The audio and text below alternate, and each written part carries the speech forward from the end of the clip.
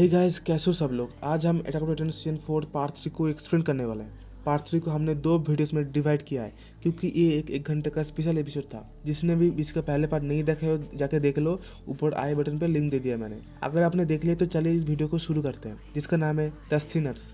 Episode की शुरुआत में हम देखते हैं कि वो लोग फ्लाइंग बोट पे निकल रहा होता है। सब लोग बहुत दुखी होते हैं और आर्मिन आनिया कपन से कहता है कि फ्यूल तो कम है, क्या हम पहुंच पाएंगे फोर्ट सोल्टा तक। उन्हें कपन जवाब देता है, पूरा फ्यूल भरने के लिए समय नहीं था हमारे पास, लेकिन मैं प्रॉमिस करता हूँ कि मैं सबको आप पहुंचा कर रहूंगा। कमांडर हांजी ने अपना जान देकर हमें बचाया था, हमें पहुंचना ही होगा, हमें जाना ही होगा, चाहे कुछ भी हो जाए। लेकिन तुम भी प्रॉमिस करो कि तुम रम्बलिंग को रोक दोगे, चाहे कुछ भी हो जाए। आर्मिन जवाब देता है, मुझे तुम पर पूरा भरोसा है अनिल कपन। आर्मिन ये भी कहता है, चलो अब प्लान को डिस्कस कर लेते हैं। फिर आर्मिन जमीन पे एडन के एक टाइटन का ड्राइंग बना देता है और लीवाई और पीक से पूछता है कि क्या ये फाउंडेड टाइटन जैसा दिखता है।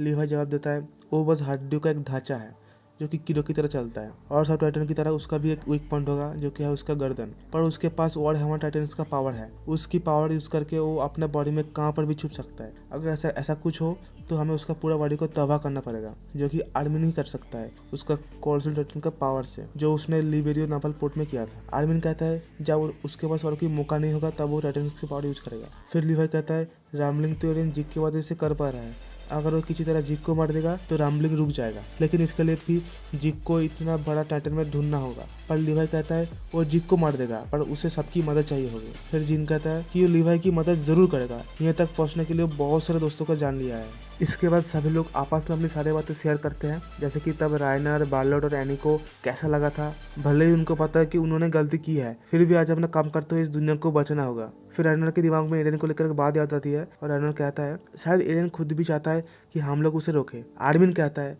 एडन अपने फाउंडेशन की मदद से सारे एलियंस और टाइटन्स की पावर कंट्रोल कर सकता है, लेकिन उसके बावजूद भी हम सब कुछ कर पा रहे हैं जो हम चाहते हैं। इसका मतलब एडन भी चाहता है कि हम उसको रोके। राइनर कहता है शायद एडन को भी अपना किया हुआ पाप समझ में आ रहा है और वो चाहता है कि हम सब मिलकर उसे खत्म कर दे। तभी कुछ होता है और सभी लोग पास में पहुंच जाता है। फिर आर्मिन जोर जोर से चिल्लाकर एडन को कहता है कि रम्बलिंग को रोकने के लिए वो कहता है कि वो बातचीत करके मामलों को सहन कर देगा, लेकिन एडन से कोई जवाब नहीं आता है। इसके बाद जिन, कोनी और मिका सभी एडन को समझाने की कोशिश करता है जो पाप उसने किया है उसके लिए वो सब भी जिम्मेदार है, पर अब कुछ ज्यादा ही हो रहा है, अब उसे रुक जाना चाहिए। तब लीवाई कहता है, एरन तुमने सुना होगा सब लोग क्या कह रहे हैं, अगर तुम अभी रुक गया तो मैं तुम्हारे पीछे एक लात मार के तुम्हें छोड़ दूंगा। तब एरन जवाब देता है, मैं रैमलिंग नहीं रुकूंगा, मैं आगे बढ़ता रहूंगा जब तक सब खत्म ना हो जाए। तब सब लोग देखता है कि एरन कोऑर्डिनेट्स के पास खड़ा हुआ है। फिर मिका से आर्मिन, कोनी और जिन उसके पास भागने लगता है। वो एडन ही था पर उसके चाइल्डहुड के रूप में, और वो चारों भागते भागते लेवी, राइनर और पीक के पास आ जाता है। एडन कहता है कि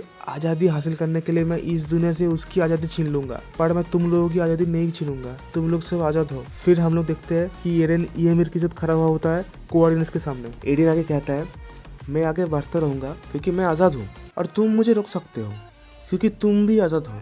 मैंने तुम लोग को पास में इसीलिए बुलाया ताकि तुम लोग समझ पाओ कि अब बातचीत करके कोई फायदा नहीं है। अगर तुम सब मुझे रोकना चाहते हो तो तुम्हें मुझे मारना होगा, और इसके लिए मैं तुम्हें नहीं रोकूंगा। उसके बाद सभी लोग फिर से फ्लैंक बोट पे आ जाता है और लीवाई आर्मिन से पूछता है, आप आगे क्या प्लान है कमांडर। फिर हम एक दूसरे सीन में कियोमी को शिप को देखते हैं। कियोमी को लगता है शायद उसका कंट्री भी रैमलिंग से तबाह हो चुका है। उसने अपने फायदे के लिए एरिन और जिग को एक साथ बुलाया था, जिसके लिए अब उसे अफसोस हो रहा है। कियोमी की बात सुनकर एनी को भी एहसास हो रहा है कि उसे भी सब लोगों के साथ लड़ाई पर जाना था, पर अभी ये सोचने की कोई फायदा नहीं है। और तभी गैबी और फैल्को इनकी तरफ भागते हुए आते हैं। फैल्को कहता है कि अभी अभी उसने एक सपना देखा है जो कि शायद एक मेमोरी हो सकता है, और फैल्को के पास जॉय टाइटन है। उन्हें लगता है कि फैल्को जिग के स्पाइरल फुट से टाइटन बना है, तो उसके अंदर शायद बीच टाइटन का कुछ पावर और मेमोरी आ गई होगी। फैल्को और बताता है कि फैल्को अपने सपने में देखा कि वो टाइटन बन के उठ सकता है। और फिर दोस्तों हमें इम्पोर्टेंट इन्फॉर्मेशन मिलती है कि फीमेल टाइटन दूसरे टाइटन की पावर को मैनिफेस्ट कर सकती है, जैसे कि आर्मर टाइटन की तरह वो खुद को हर्ट कर सकती है, और ये चीज बाद में बहुत काम आने वाली है। फिर हमें दूसरा सीन दिखाया जाता है जहाँ पे हम मालिक का फोर्ट देखते हैं, जिसकी तरफ एक ट्रेन आ रही होती है, और उस ट्रेन को लिबेरियो में रहने वाला एलियंस ने हाईजैक कर लिया था। और वो फोर्ट सोल्टा इसीलिए आ रही है ताकि वहाँ पे रखा हुआ एयरशिप्स को चुरा कर इस भयंकर रैमलिंग से बच सके। एनी के फादर ने ड्राइवर के सिर के ऊपर बंदूक रखकर ब्लैकमेल कर रहा था।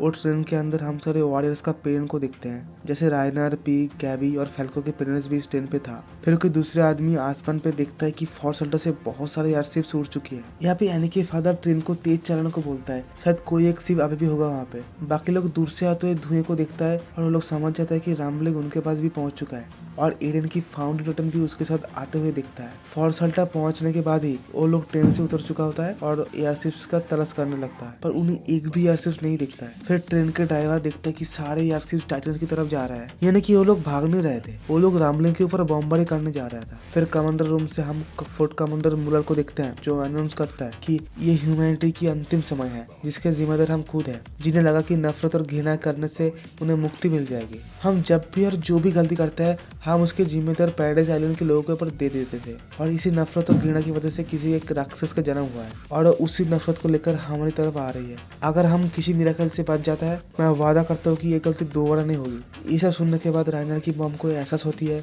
कि उसे भी अपने बच्चे राइनर को भी माँ का प्यार नहीं दिया, उसे बस एक हाथर की तरह इस्तेमाल किया। उसे एक वॉरियर बनाना चाहती थी ताकि वो किसी दिन पैराडाइज की सारे लोगों को मार दे। यहाँ सारे यासिफ टाइटन के ऊपर पहुंचने के बाद बॉम्ब फेंकने के लिए रेडी हो जाता है। एडन उन्हें देखकर कुछ काल देता है, तब एक बिजली का बल अफेक्ट हो जाता है उसके ऊपर। ऐसा समझ लो कोई टाइटन में बदल गया है एडन के ऊपर। ये देखकर कमांडर मुलर तुरंत बॉम्ब गिराने की ऑर्डर देता है और तभी सभी एयरशिप से बॉम्ब नीचे गिरने लगता है और इससे कुछ कोरसल टाइटन मर जाता है, लेकिन एयरशिप ज्यादा ही ऊपर थी इसलिए बॉम्ब भी ज्यादा इफेक्ट नहीं कर पाया फाउंडिंग टाइटन के ऊपर। लेकिन फिर भी सोल्जर्स बॉम्ब गिराने रुकता नहीं है। बाकी सब लोग फोर्ट में से ये सब कारनामा देख रहा था। फिर अचानक फाउंडिंग टाइटन के ऊपर हम लोग बीस्ट टाइटन को ट्रांसफॉर्म होते हुए देखते हैं, पर वो एडन के टाइटन से जुड़ा होता है, मानो एडन ही बीस्ट टाइटन को कंट्रोल कर रहा था। फिर बीस्ट टाइटन अपने हाथ में कुछ क्रिस्टल को प्रकट करके उसे शिप्स की तरफ फेंकने लगता है और ये पावर हैमर टाइटन की मदद से बीस्ट टाइटन यूज कर रहा था। खैर फेंके हुए क्रिस्टल की वजह से सारे की सारी शिप्स डिस्ट्रॉय होकर नीचे गिरने लगता है। ये देखकर सारे लोग नीरस हो जाता है और कमांडर सबसे माफी मांगता है कि उन्होंने किसी को बचा नहीं पाया। तभी कुछ बच्चे रोने लगता है।